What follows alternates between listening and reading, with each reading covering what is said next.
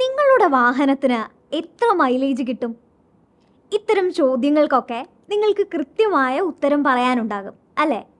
നമുക്ക് ഒരു വാഹനവും സ്വന്തമായി ഇല്ലെങ്കിൽ പോലും ഈ ചോദ്യങ്ങൾക്കൊക്കെ ഉത്തരം നൽകാനാകും.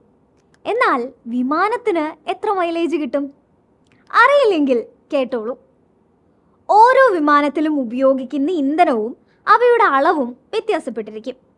സാധാരണയായി വിമാനങ്ങളിൽ 2 തരം ഇന്ധനമാണ് ഉപയോഗിക്കുന്നത്: ജെറ്റ് ഇന്ധനവും ഏവിയേഷൻ ഗ്യാസോലിനും. ഇപ്പോൾ നമുക്ക് ബോയിങ് 747 എന്ന വിമാനത്തിൻ്റെ കാര്യമെടുക്കാം. 416 മുതൽ 524 യാത്രക്കാർക്ക് വരെ സഞ്ചരിക്കാൻ സാധിക്കുന്ന വിമാനമാണിത്. ഇതിൻ്റെ ഫ്യുവൽ കപ്പാസിറ്റി 2,38,840 ലിറ്ററാണ്. ഓരോ സെക്കൻഡിലും 1 ഗാലൻ ഫ്യുവലാണ് ഈ വിമാനം ഉപയോഗിക്കുന്നത്. അതായത് സെക്കൻഡിൽ 4 ലിറ്റർ ഫ്യുവൽ. ഏകദേശം 10 മണിക്കൂർ പറക്കുന്ന ബോയിങ് 747 വിമാനത്തിന് 36,000 ഗാലൻ, അതായത് 1,50,000 ലിറ്റർ ഇന്ധനം ആവശ്യമായി വരും. ബോയിങ് വെബ്സൈറ്റ് പ്രകാരം 1 കിലോമീറ്റർ സഞ്ചരിക്കാൻ 12 ലിറ്റർ ഫ്യുവലാണ് ബോയിങ് 747 വേണ്ടിവരുന്നത്.